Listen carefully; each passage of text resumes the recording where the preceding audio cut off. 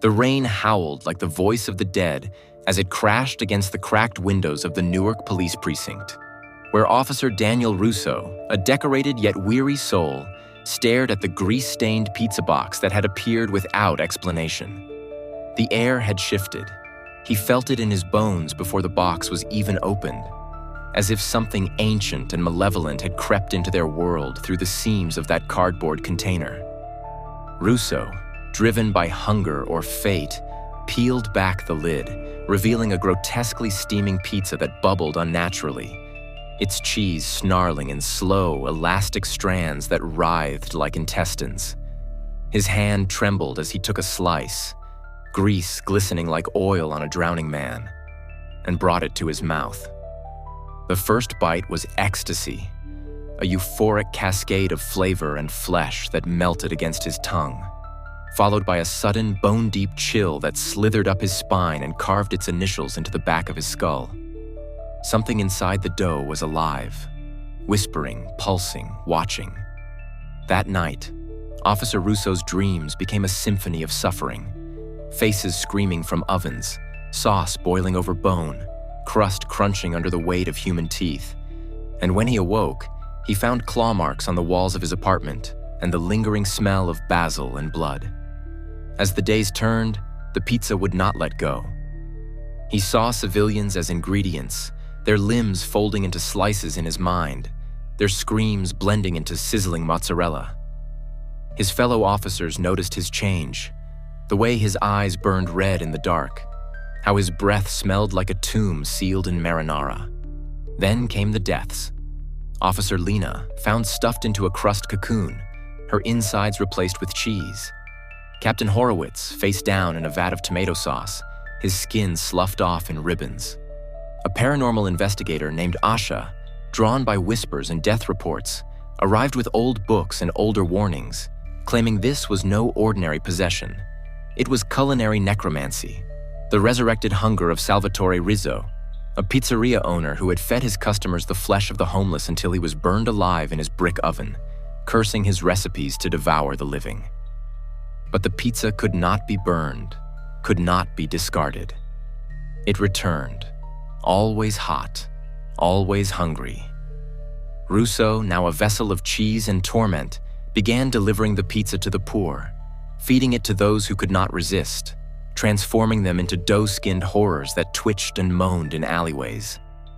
Asha traced the origins back to the grave of Rizzo, now sealed beneath a forgotten chapel crusted with ash and horror, and it was there they planned to end it, by completing the cursed meal willingly, sealing the soul of the pizza in a final act of hunger. But Russo fought, screaming in voices not his own, his body baking from within as the ritual took hold, melting his skin into blistering toppings. When the last bite was swallowed, silence fell, broken only by the crackling of burnt cheese. The pizza was gone, or so they believed. Months later, on a quiet New Jersey street, a new pizzeria opened, its windows fogged with steam and secrets. The scent of basil thick in the air, and a handwritten sign above the counter read, "One slice can change your life." The new pizzeria stood like a mouth waiting to swallow the desperate, its glass door fogged by breath not of this world. And inside, a teenage boy named Mark stumbled in, drenched from the rain and lured by the scent, an aroma that clawed at childhood memories and whispered promises of warmth he hadn't known since his mother died in that apartment fire. The man behind the counter wore a red apron speckled with dark, unidentifiable stains, and his eyes gleamed like wet olives, round, black, and full of secrets best left buried. Without speaking, the man reached into the oven, which glowed with an unnatural fire that didn't flicker but pulsed like a heartbeat, and drew out a single slice, its surface alive with bubbling cheese and oily red circles that twisted and blinked like staring eyes. Mark didn't ask how much. It was already in his hand before he realized it, his fingers burning but refusing to release it, drawn by something deeper than hunger, more powerful than fear. As his teeth sank into the crust, his pupils dilated and the walls around him breathed. His mind exploded with sensations, images of a cathedral made of bone, screams echoing through a sauce-stained sky, a crust horizon rising like the edge of doom. And he tried to scream, but his mouth was full of something that pulsed and twitched.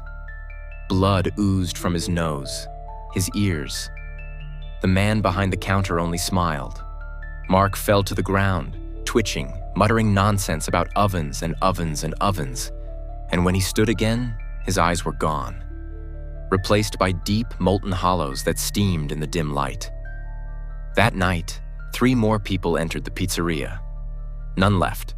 Across the city, the curse was waking again.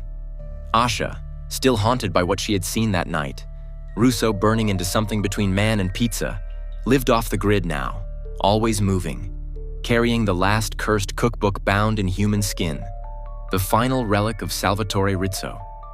The book pulsed like a tumor in her satchel, and some nights it moaned in Italian, whispering recipes no one should ever cook. But she knew. Something unfinished had remained. Russo's death had only paused the hunger.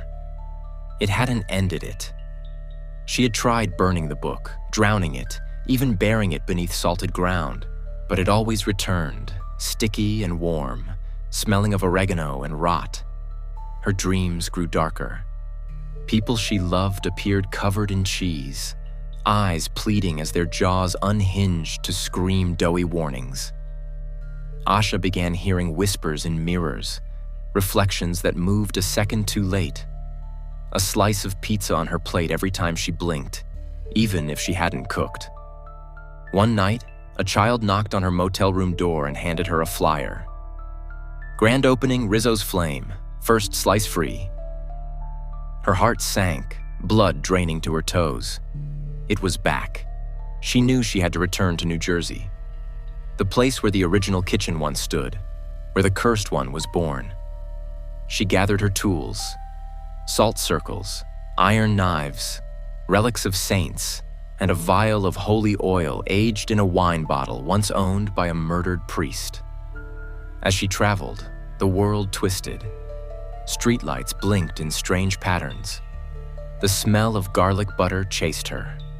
Animals stared at her as if they knew. When she finally reached the street where the new Rizzo stood, it was different. Wrong. The air was too warm. The clouds hung too low. A child stood outside chewing something red, her mouth too wide, and as Asha passed, the girl said, "He remembers you." Asha didn't turn around. Inside, the smell hit her like a wall. It was ancient, foul, inviting. She stepped in, and the door slammed shut behind her. The oven glowed. The man at the counter turned slowly, and it was Russo, or what was left of him. His skin was stretched thin and crispy, his chest rising and falling in soft, bubbling bursts like cheese on a pan. His voice was cracked and wet, filled with memories and grease. "You never finished the meal," he said, and behind him, the walls of the pizzeria curled and shifted as if they were dough folding itself over the world. Asha raised the relics, chanted the verses, but nothing worked. Russo advanced, piece by piece, eyes like pepperoni that bled when they blinked.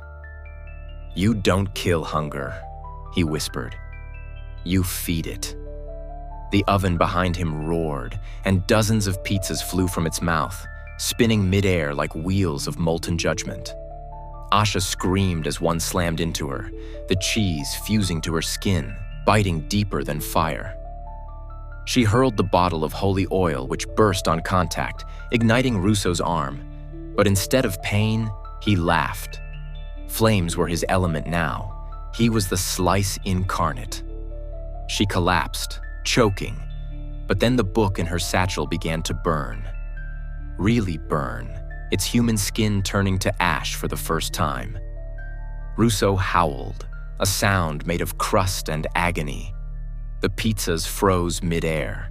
The oven shrieked, and the walls began to melt. The air was thick with smoke and cheese. As the walls of the pizzeria melted like dough left too long in hell's heat, Asha crawled toward the book. What was left of it? Its leather cover hissed and cracked, letting out one final sigh, like breath escaping from an ancient dying evil. Russo screamed, "No!" Whatever wore Russo's skin was collapsing. His legs folded in on themselves like overcooked crust. His screams curdled into gurgles, his arms bubbling and sloughing off into greasy puddles. One final time, his eyes met hers, those twisted, blinking pepperoni eyes, and they wept sauce. "You fed it," he moaned. And then he was gone. The flame inside the oven gave one last roar, high-pitched and unearthly, before flickering out like a candle beneath a storm. The pizzas crashed to the floor, lifeless. The building groaned as though exhaling centuries of hunger. The walls folded inward. The ceiling collapsed in layers like a wedding cake turning to ash. Asha barely made it to the exit, her skin blistered, her satchel smoking. She stood outside, staring at the ruin, breathing in the first clean air she'd known in years. The curse was broken. Or so she thought, because as she turned to walk away, behind her in the distance, down another block, a man in a red-stained apron stepped out of a food truck. A sign above it flickered on. "Rizzo's Rolling Flame, pizza that'll change your life." He smiled at a waiting crowd, and somewhere deep in Asha's burned memory, the hunger twitched again.